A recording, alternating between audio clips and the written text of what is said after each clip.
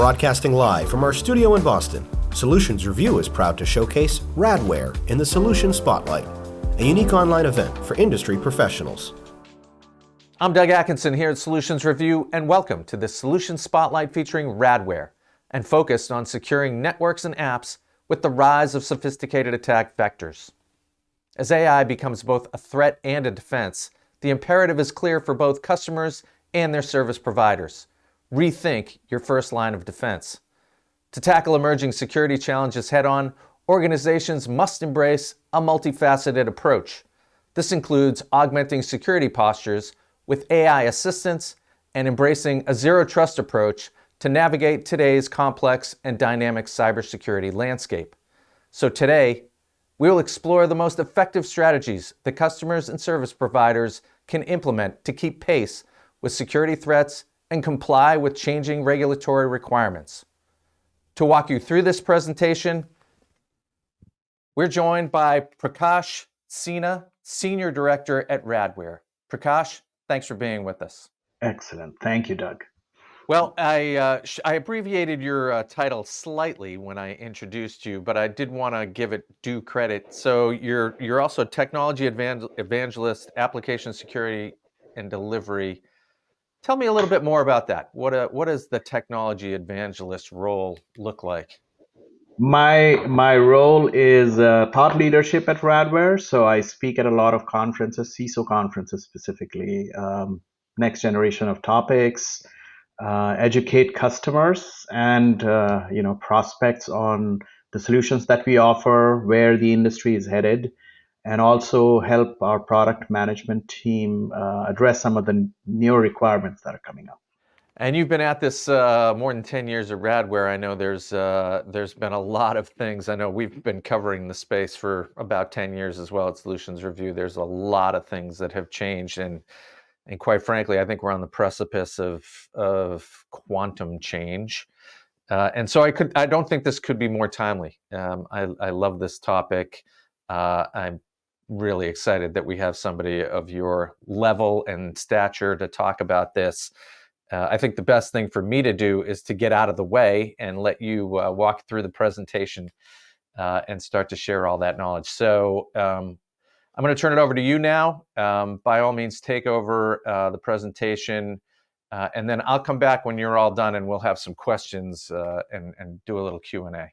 Okay, so let's start with the topic for today, which is securing networks and application with the rise of sophisticated attack vectors. There's a lot of change that is currently underway, especially with large language models. We've all heard of ChatGPT, and ChatGPT is a great resource for securing networks, but also it gives attackers a new tool.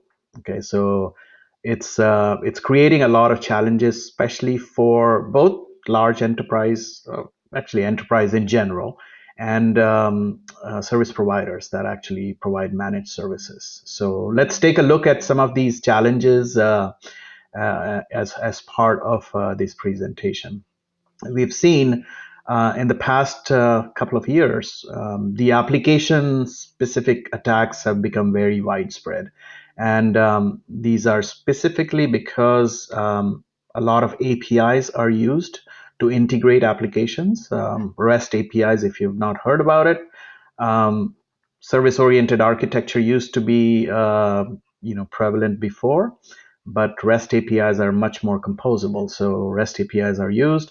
And we've seen T-Mobile getting attacked because of API, 37 million records that were stolen.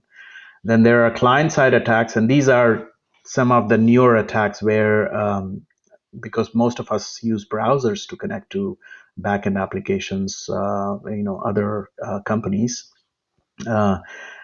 If somebody can compromise your browser itself, that creates a new type of vulnerability, and we'll take a look at that.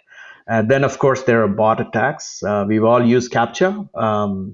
And CAPTCHA is one of the core, pieces of or tools that is used to protect, a non-human versus a human, from a bot, right? So, but however, the level or Gen 5 bots are almost at a level where they can bypass these CAPTCHA. So there are new mechanisms and new type of solutions that have come into play to actually prevent that kind of malicious use. We'll discuss and take a look at that.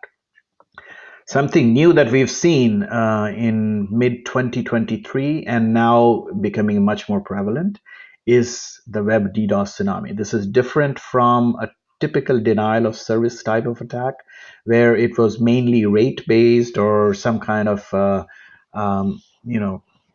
using some kind of spoofing. Now here, most of the protections that are in play today, which is using rate-based limits in terms of the number of connections or number of requests that come in, they don't apply anymore because these are encrypted attacks, meaning an attacker, when it's connecting to a server, for example, or application server at the back end, they are using SSL. So first and foremost, if you're using SSL, you need a private key to decrypt it, right? So, and this is a very expensive operation. So unless you have a private key, you cannot decrypt that information.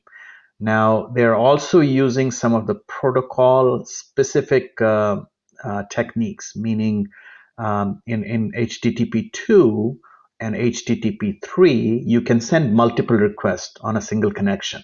Okay, so it won't show up as a high rate of attack unless you decrypt it and see how many requests are coming in that specific connection.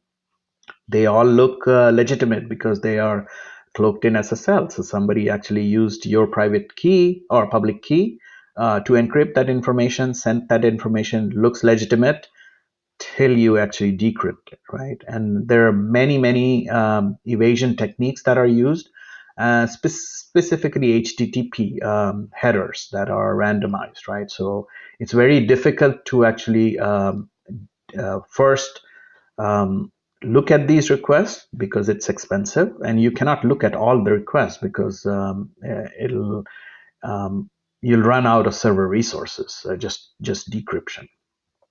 And even large companies like Microsoft are not immune to this, right? So this is an example. In June 2023, there was a distributed denial of service attack on Microsoft Office 365, one of the most popular platforms in the world, okay, and very high volumes.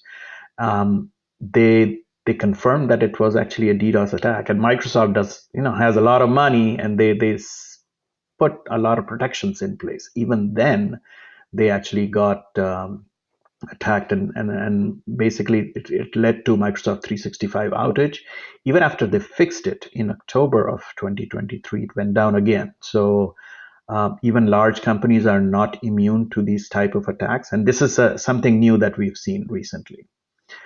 And the challenge is that the traditional techniques, like I mentioned, right, rate-based limits don't apply anymore. So you have to have some kind of behavioral mechanism to be able to detect it without without stopping legitimate requests, right? So there are sets of parameters that you have to observe, and based on those parameters, then you can actually see what's false positive, what's an attack, without really denying the legitimate users to actually come in. So this is one of the challenges that we've seen. So let's take a look at some of the challenges that large companies and frankly service providers actually face in protecting networks and applications. 4 key areas, and the challenge with maintaining application security is there's a wide variety of areas that you need to cover. So one is shifting threat landscape. The other one is the apps, the app ecosystem. The modern applications, they're changing. There is a lack of skill sets in terms of security, and of course, the new risks are with AI, and that's and we'll take a look at what that means. So first, in terms of threat landscape, Earlier, it used to be, small players that were, looking to get known. Okay, so now the motivations have changed because they are nation state or religious factions that actually attack infrastructure. Okay, so for example, if it's a nation state attack, they would attack power sector, healthcare, financial services, and IP. So basically, their motivation is to steal IP, steal credentials, so that they can attack later, right? So those are the motivations of these attacks have changed themselves. The second change that we've seen in the threat landscape is like the Web DDoS tsunami we just talked about, is the application layer attacks. And these are specific type of applications that get attacked. One is for financial gain. The other could be personal information, PII data, HIPAA information in healthcare, for example, or they could be power apps, for example, power sector applications, government applications are almost always on the money for these kind of attacks. And then there are lots of new automated tools for rent, especially from Eastern Europe that are available. And these are all cloud applications, and especially with AI, you can actually create new and script kiddies. They can even use AI to actually create new type of tools. And the AI specifically is actually being used to probe for vulnerabilities, and then also to create or look for zero-day vulnerabilities. For example, the things that have not been patched, servers that are not have been patched, if there are holes and vulnerabilities in protocols, for example. So those are the kind of vulnerabilities that AI is being used to detect and then attack.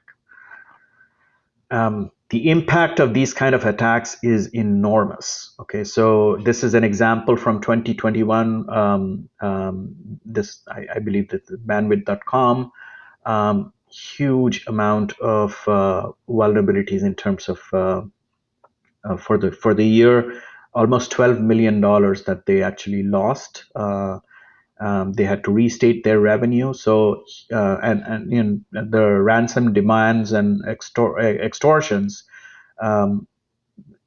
Basically, this was Revil that launched the attack on bandwidth.com. So you know the impact of this attack is enormous in terms of both in terms of reputation. Bandwidth.com is a service provider, right? So reputation counts a lot here, but also in terms of restating revenue and also making customers whole. So there are lots of challenges that occur if you do get attacked, and of course the CISOs are on the hook; their jobs are on the line too, right? So the impact of these kind of attacks is enormous.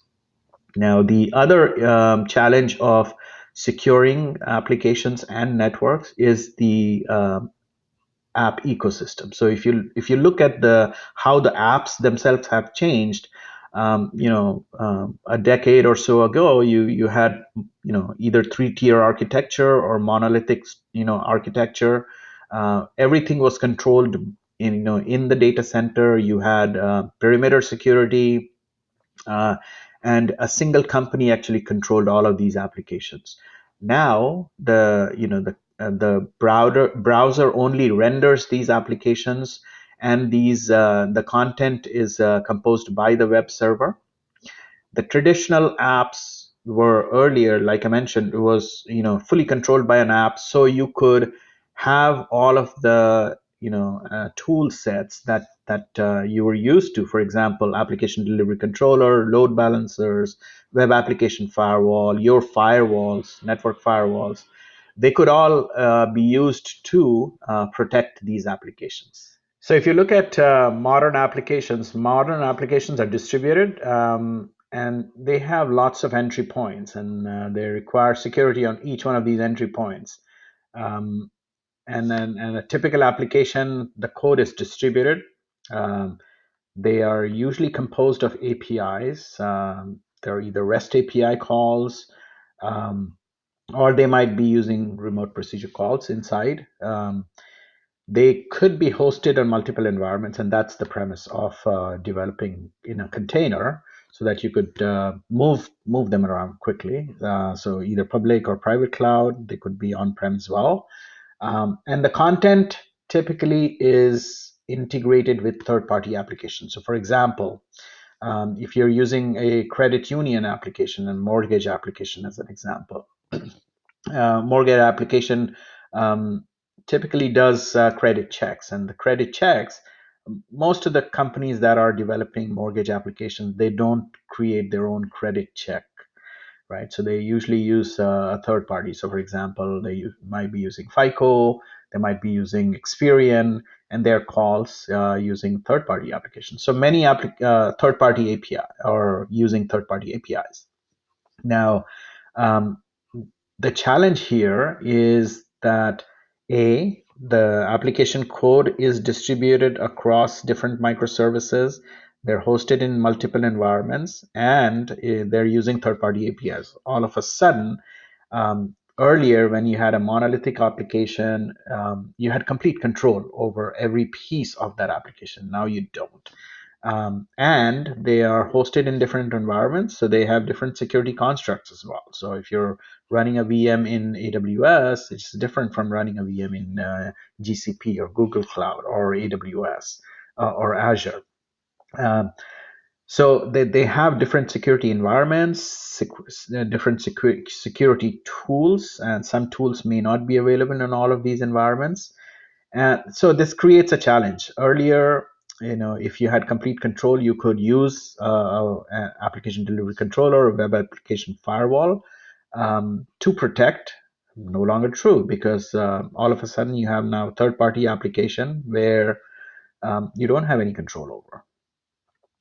The attack tools and techniques have changed as well. So if you look at the new DDoS or DDoS tsunami type of attacks, they are using protocol um, uh, functionality. So HTTP 1.1 pipelining, which actually is that you could send multiple requests. So a client could send multiple requests without waiting for a response, right? So or in multiplexing, you could have multiple concurrent sessions in or inside of a connection, HTTP connection. This was created to improve performance. However, now it's being used for denial of service attacks. Um, these techniques are the attack techniques are also very sophisticated because they are changing HTTP headers on the fly. Um, they are also using rotating IP addresses. Now it's trying to hurt where it hurts the most. For example, online application, wherever the APIs are being used, applications and infrastructure where there is some gain to be had. Whether it's financial gain, whether it's IP, intellectual property, or it is bringing down somebody's infrastructure. So it's a nation state attack trying to bring down um, an adversary's infrastructure. Now, the challenge to maintaining the application security also is because of lack of security skills. Um, like the applications that are getting deployed on multiple environments, the demand for security experts have increased, but the supply is challenging still, right? So one of the ways to addressing this is to create automated protection and fully managed services, um, because there's lack of talent. And of course, one of the ways around it is also using managed service providers to provide some of these services as well.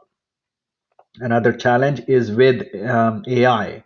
The AI actually is creating a lot of helping to craft these automated and highly adaptive attacks, because AI tools help, modify some of these attack tools easily. And the second thing is in terms of AI tools then being used to recon to see if there are vulnerabilities and then weaponize those vulnerabilities. And then, of course, by combining some of these AI tools with phishing, for example, you could these hackers and the malicious users, they are creating these botnets that then can be used for massive DDoS attacks later. So even though AI tools are helping create new attack tools, but then they're also helping secure some of these software as well. So we'll take a look at that in just a minute. This is an example of an attack using prompt injection. So this is ChatGPT. If you've not used ChatGPT, I think it's a very good tool to help you create new documents, synthesize your ideas. For example, if you don't know exactly how you want to present some data, you can actually prompt ChatGPT, and it'll actually use LLM or large language model to actually provide you some information. But the data itself can be maliciously changed. So this is an example where a user is requesting questions to LLM or ChatGPT. ChatGPT is using some of the sources. Now, has been maliciously changed by poisoning data. And that information now is a response to a prompt. Okay, so that response is now subverted. It used very, very commonly in, and we've seen recently with cloning in politics, for example, right? Message cloning. And then it can be used to spread infection. So, for example, some of these information or hacked information, then hacked or changed information or compromised information, then can be spread through Facebook. So these are, AI tools is actually with using prompt injection is helping create some of this new type of attacks. This is another example of a type of attack using prompts. And so prompt is now here being used to deliver inside images and voice. And an example of this would be a boss sends an email to an employee for some information or some transfer some funds, and followed by a voicemail that is a cloned voice, for example, which gives the employee some very specific information. So, you know, it used to be that we had Nigerian prince and all of those. Now this is a much more sophisticated operation where information, so for example, a voice call um, can be correlated with some information that is being sent by email together with some bank information, right? So all of these are now being connected together. It's much, much more malicious and can create a lot of harm. Now, why are the current protections not effective? First and foremost, multi-cloud creates security risk because every cloud has a different way of doing protections, running VMs, containers, you name it. They're different in some way. In fact, when we ran a survey last year, about 220 enterprise users, practitioners, 99% of them had deployed applications in more than one cloud. In fact, at Radware, we deploy in 4 different clouds. And 69% of these users experienced some kind of data exposure. And data exposure was either because of cloud security posture, excessive entitlements, it could be storage buckets that were left unsecure, or APIs that had helper APIs that were not secure. So, or that were discoverable but not documented, right? So it's a kind of interesting mix. Even though most of these companies actually said that they had security expertise, but they weren't confident in the level of security of their public cloud vendor. So, kind of inconsistent statement that we got from some of these users. But the bottom line is they were they were not confident. 70%, 2/3 of them were not confident of the security levels. Um, that this is a very good example of the challenge of securing a modern application. So a modern application, like we talked, was composite, right? Composite application composed of different services that are connected together using APIs. Now, if you're using some third-party code, in the example that I had mentioned API for credit check, so from FICO or Experian. Now here, an example would be if you're using some component that is an external third party and you don't have direct control over it, you're using it with an API call, the attacker hacks the third party supply chain and hides this malicious software. The application that is now rendered and downloaded on the browser of the user uh, is rendering that HTML page.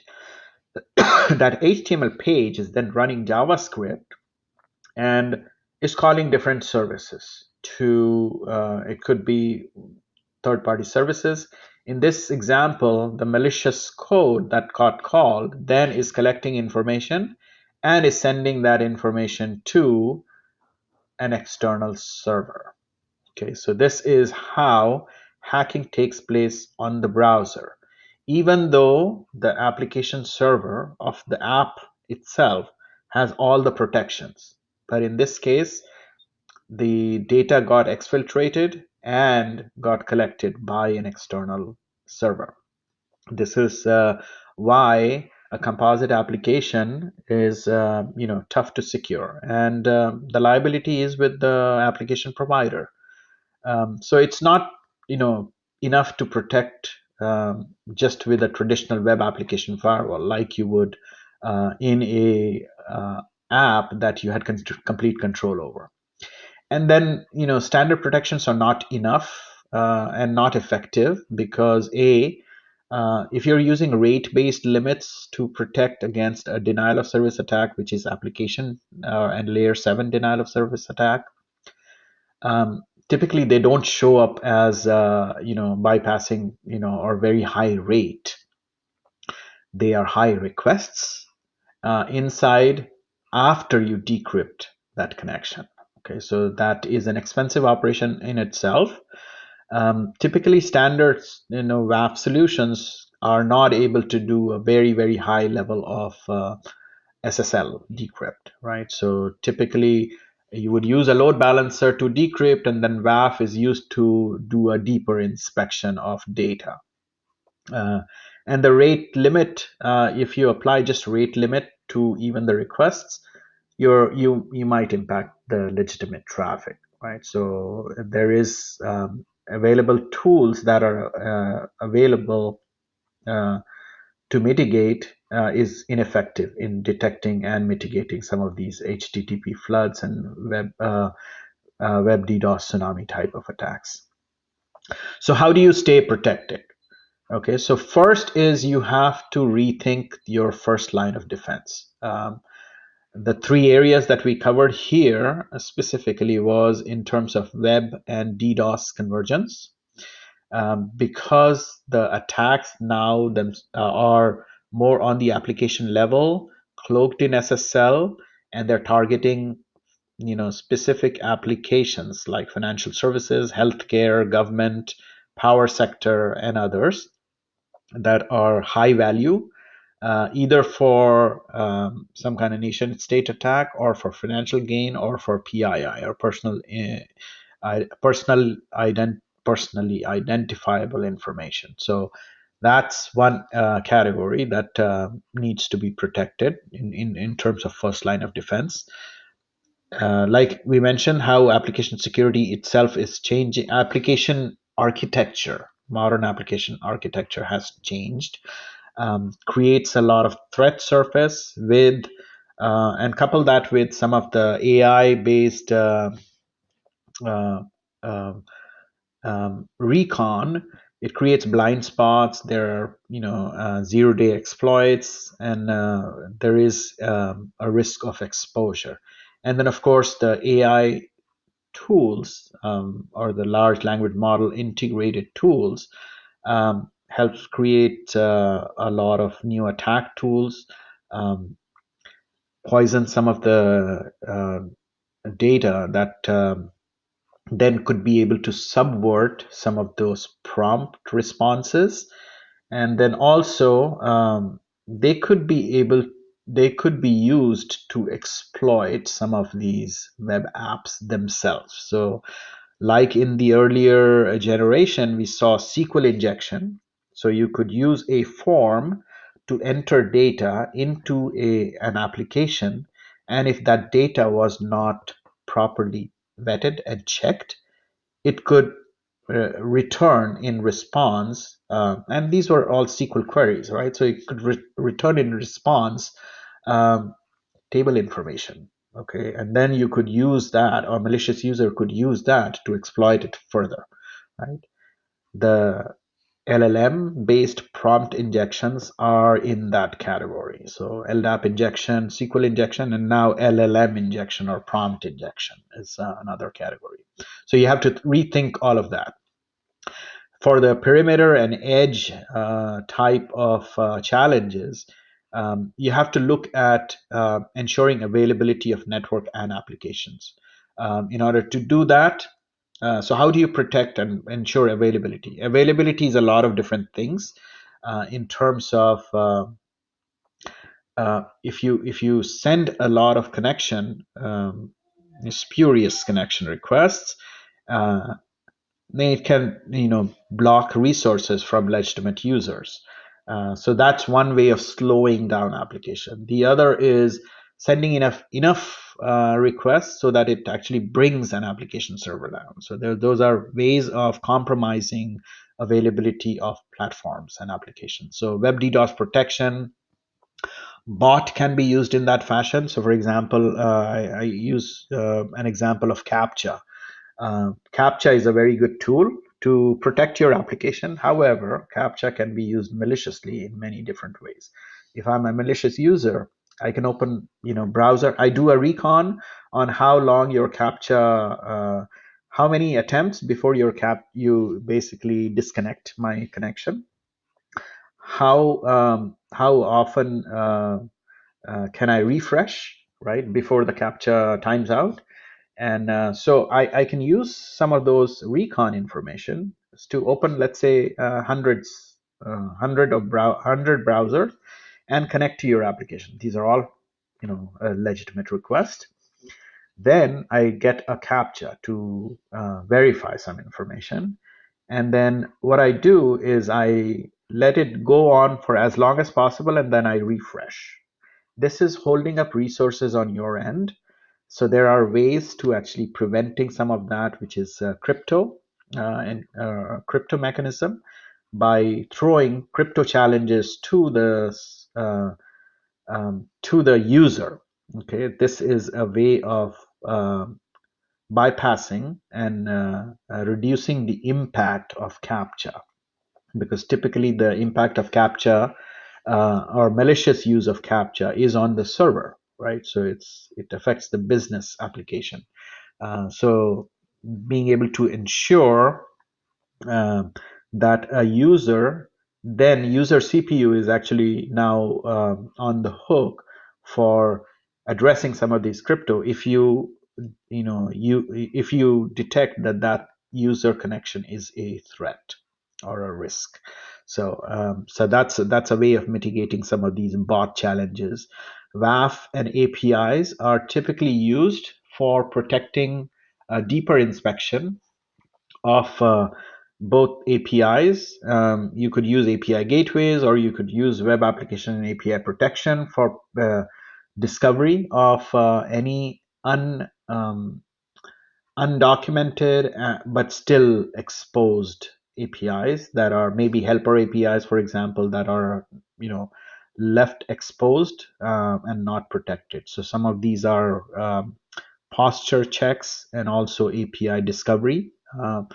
And then one of the elements that we talked about, especially in the form jacking and supply chain type of attacks, is being able to protect against account takeovers. So both in terms of bot management and also in terms of client side protection. So being able to protect um, by sandboxing the user browser so that it only goes to certain API calls that are trusted and not any other reach. So even though the site may be compromised, but you can sandbox and prevent the user data from being exfiltrated to the external server if you don't uh, trust that site. So for example, and you can sandbox it. Then also prevent account takeovers, and also preventing 0-day. So blocking some of these malicious prompts and requests that are coming in, if you can detect that they are risks, for example. And then of course, most of these modern applications are basically using agile techniques and CI/CD pipeline, right? So the applications themselves keep getting changed. So in order to make sure that there is assessment done every time you make some changes. And some of this is also in terms of insights that can be AI tools then can be used for providing some of these insights, coupled with the big data tools, SEM tools, or security information event management tools that you may have in house. You can merge those together to create a storyline. So, for example, if some user has excessive entitlements in the cloud and is trying to access, let's say, a storage bucket from many different points, you have crowd security posture management and entitlement management tools that can help you build a storyline of how a user is traversing to gain access to an application or a storage bucket. So those are issues that can be flagged on your security operations center or console. Okay, so those are areas to look at in terms of publicly exposed applications. Availability attacks we already talked about. Mainly, so one is an area of resource exhaustion, like we talked about in terms of being able to bring down an application and creating availability challenges. The other one is in terms of high rates of connections per second or bytes per second. The newer ones that we see are in terms of web floods, which are SSL or TLS encrypted attacks using HTTP pipelining or multiplexing techniques to send millions of requests in a fewer number of connections, right? So basically, they don't trigger a typical DDoS protections that are rate based. Um, so you need to look at it from a different prism, right, or different angle in order to detect some of these attacks. And then we looked at some of the modern applications, right? The code was distributed, so you need to be able to protect the east-west traffic, especially if you have containers. If you're hosted in multiple environments, be able to create or use tools that are consistent across all of these environments. So even if you have lack of security expertise, you can still protect those applications, and the profiles that you build then can be consistently applied across these environments. If you have third-party API integrations, um, make sure that you have security for JavaScripts, sandboxing, client-side protections to be able to protect calls to unverified and untrusted third-party APIs. And then, of course, for mobile and web application and APIs that are hosted in multiple environments, many different clouds, many different types of attacks are in play today. DDoS, web attacks, bad bots, supply chain attacks we talked about. There are some known bad actors. Of course, you can use whitelisting and blacklisting to prevent those. So they're called attacker feeds that many companies provide you. And then, of course, there's API abuse that take place. So be able to discover and protect APIs. So, many different protections can be applied. DDoS protection is to prevent DDoS, network level DDoS attack. You can protect applications with web application protection, bot management to prevent bad bots, client-side protection to protect your browser, um, crowd threat intelligence, both for security, posture management, and any threats that you detect and that can be flagged off as a security dashboard or security storyline, for example, access storyline, and then use firewall as a service and API protection to protect against some of these API abuse. With AI and data-driven defense, there's different categories. So one is there is a recon that takes place with AI for blind spots and zero-day and API discovery. So protect against those. API business logic. So very, very similar to how we used to have. How do you discover what tables are used in your application? So there was a SQL injection type of attacks. A lot of these type of LLM type of attacks are taking place in the same fashion. And you'll see from OWASP top 10, there is a recommendation of different areas that you need to look at in terms of AI based security. And then, of course, accuracy is important in terms of continuous refinements. So there's lack of security expertise and experts, coupled with wider threat surface. You need to have this automated. Okay, so this is both in terms of profiles that you present, and secure your applications across various different environments. So similar tool sets that can apply all of these policies regardless of where you're deploying them. This is an example that I was talking about. OWASP typically publishes OWASP top 10 for applications. They also publish for APIs, and now they're starting this on large language models. And one of the core areas, so if you look at insecure output handling, very similar to how you would do applications, you had training data poisoning. So this is how you would poison data that's used to train AI tools.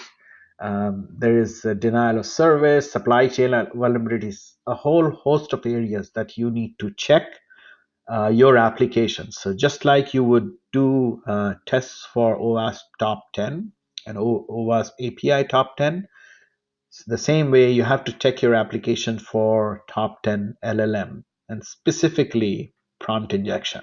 Okay, so there are many different ways of doing prompt injection. We looked at a couple, but there are many, many different types of prompt injection. So this is a very important area where you need to test your application before you make it run in production. So in addition to looking at the first line of defense, you also have to look at the newer architecture that you can deploy. So this is an example architecture of a secure service edge, very simplified version that I actually put together. Typically on the browser side, you will have a client connector. On the server side, or in the cloud, you would have identity and access management or identity as a service. Cloud Access Service Broker, and SD-WAN. In front of your applications, you will have application delivery controllers, load balancers. You'll have some kind of plugins so that when you decrypt information at very high rate, then you can look at that data without really transferring all of the information in the cloud as a service. And here you can score them as risks. And basically, and this is specifically true in terms of a distributed application. If you look at the different points, one of the core tenets of this architecture is in terms of zero trust. So there is basically trust no one and authenticate everyone. Okay, so every user, every time a request actually goes through, the user is authenticated. Typically, you could have it directly from the end user entering data, but the identity and access management, there are many different techniques of protecting. Earlier, we used to use just username passwords. Now we do multi-factor or two-factor authentication at least, with the second factor as a phone or an email or SMS. Um, but there are other password-less protections as well, so which are a lot more user-friendly and using authenticators, applications, applications from the same companies. Um, they give you some token information that are passwordless. Okay, so that can be used. Cloud Access Service Broker can be used to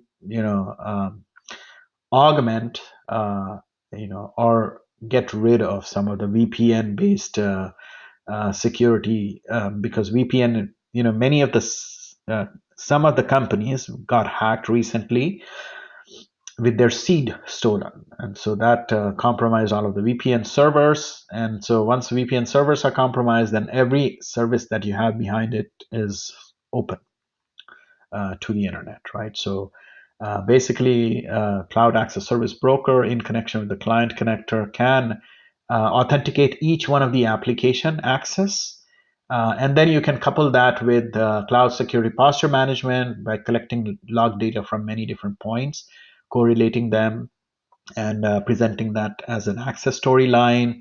You can do that for entitlement management, see if you have excessive entitlements for certain areas, certain users, and then, of course, using that for threat detection as well. So as an attack storyline. SD-WANs are typically used for performance improvements on the WAN side, and then ADCs can be used on the LAN side. And then, like I mentioned, WAP as a service can be used to look at these distributed applications from as a single pane of glass, and then using analytics and machine learning or AI to reduce the amount of information that you have to sift through to make sense of an attack. In summary, the modern applications have created, because of their architecture, have created and expanded the threat surface. There are new attack tools and more coming in play with AI.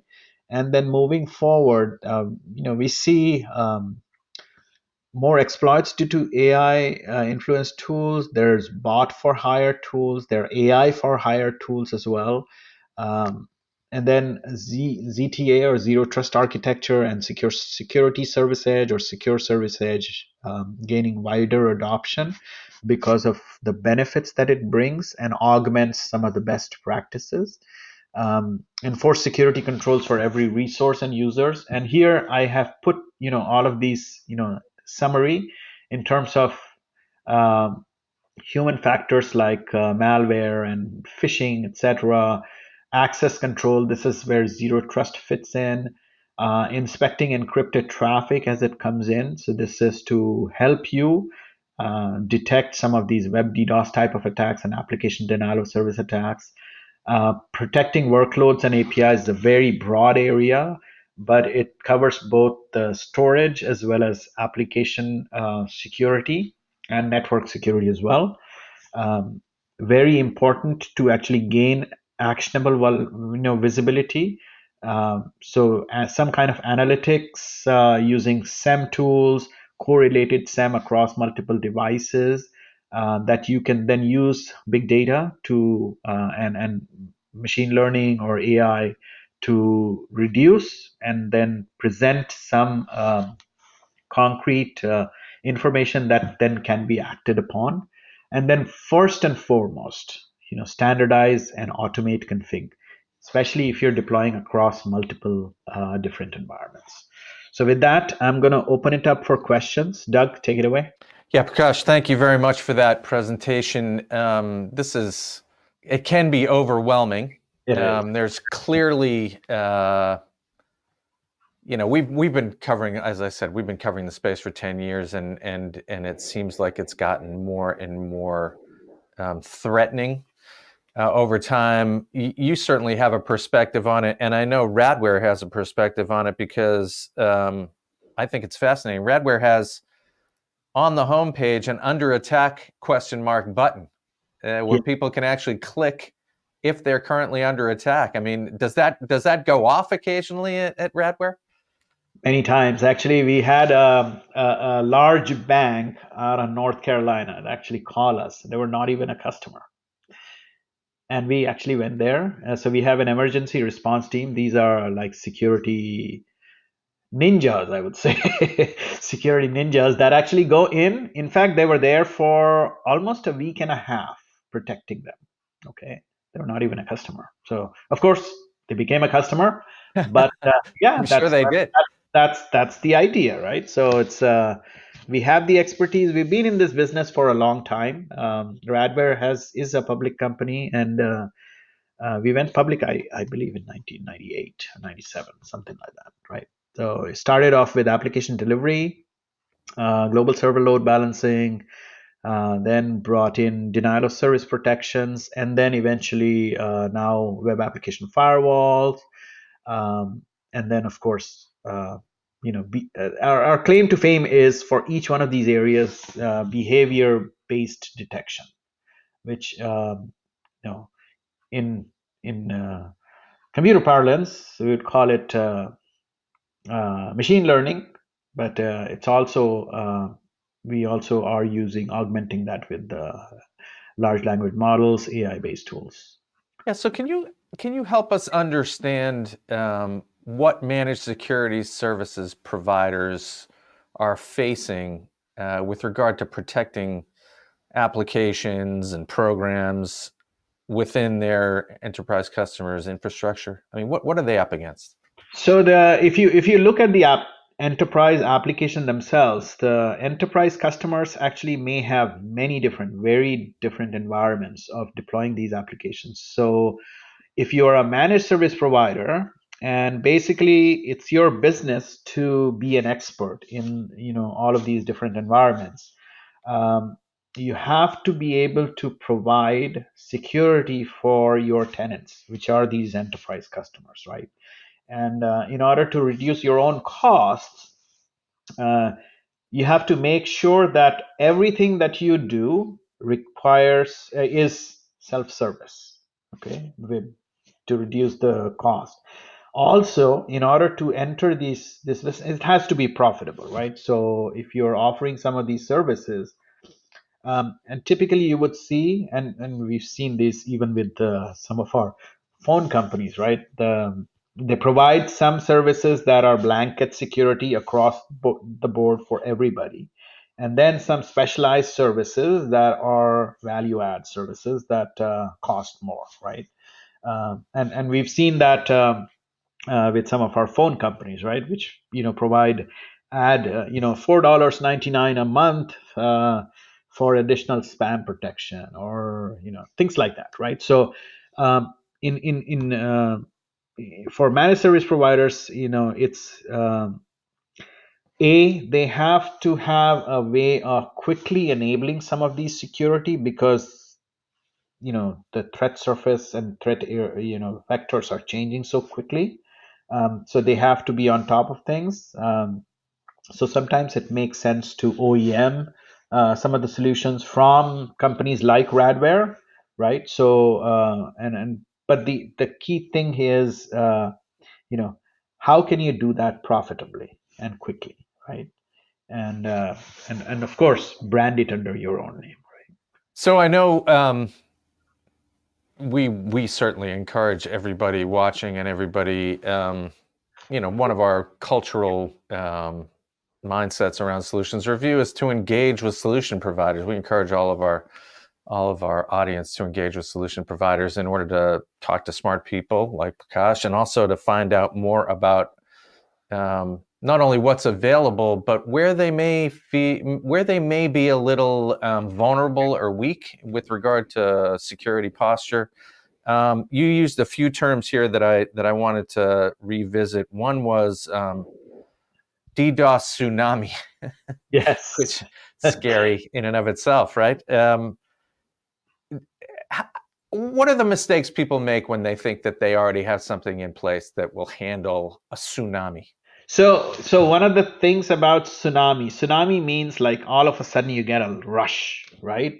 So typically used to be that it was, let's say a credit card company is running a market campaign for some service, right?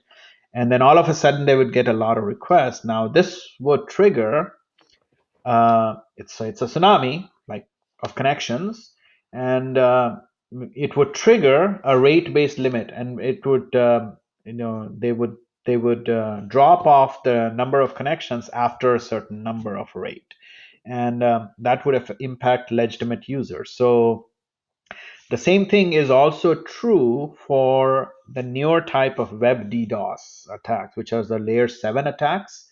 Um, because if you prevent the legitimate users from coming in, and you have to decrypt these SSL connections, which is in itself an expensive compute operation, um, you're actually impacting the legitimate users. Okay, so just like in a rate-based limit, just by limiting rate, you're blocking off maybe real users that are coming in.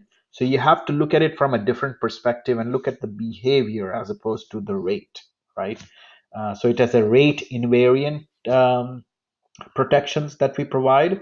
And so we do that same thing for the web DDoS, which is the layer 7 type of attack. So if you have a web application firewall and if you have a load balancer, of course you can decrypt it. And then each one of those transactions you have to then look at um, uh, in the web application firewall to see if it's malicious or not, right? So that's a very expensive operation.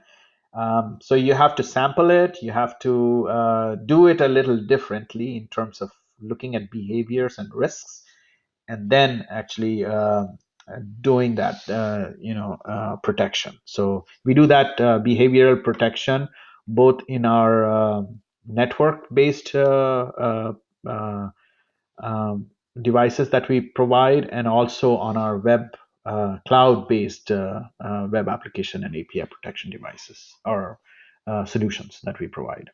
Yeah, and again, I would encourage everybody to go to radware.com and see all that's available on the website, including a really interesting and alarming live threat map Yes. that's showing all of the things that are happening around the world in real time. I mean, how do you even So do that?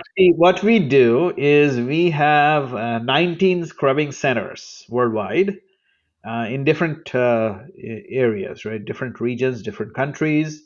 We have almost, I would say, 40 plus POPs for point of presence Sure. across the world. So what you see in that threat map is what we see in our security operations console in center, that is managing all of these different, and so that's real time. Actually, you're seeing attack in play right now. Yeah, if anybody It's very wants interesting. to Very understand what's interesting happening out there, you should just visit livethreatmap.radware.com and your eyes will be open. In fact, we have lots of different tools. Like we have tools that we for prospects that we can come in and they don't have to buy anything. We can come in and look at your applications and give you bot threat. So we have a bot threat analyzer, we have application threat analyzer. These are all tools that we can run against your environment and tell you, what kind of threats can get through. Yeah, and in the end, I mean, let's face it, the individual organization is overmatched without the help of expert solution providers like Radware. I mean, don't even pretend like you can do this yourself. You need a solution, and certainly Radware, as you mentioned, has been a publicly traded company for 25 years. So you certainly have proven that you know your way around the space, and the space is only getting more complicated. So we would encourage everybody again to reach out and connect with the folks at Radware and find out all the tools at their disposal and how you might be able to stay out of trouble in 2024. And beyond. This was great. Thank you very much for the time today. We love having these types of events. There is nothing more motivational in my mind than fear rather than gain. Fear, actually, security is all about fear, right? So that's and yeah, I mean, if you want to know the singular reason why you should be talking to Radware, it's you should have the fear of what's happening because it's only going to get more complicated and quite frankly, I mean, overwhelming with all that's coming with regard to AI. So again, thanks very much for the time today. Very much appreciated. Best of luck for the rest of the year. Thank you. Pleasure to be here. Thanks, Doug. Well, there you have it. Another solution in our spotlight.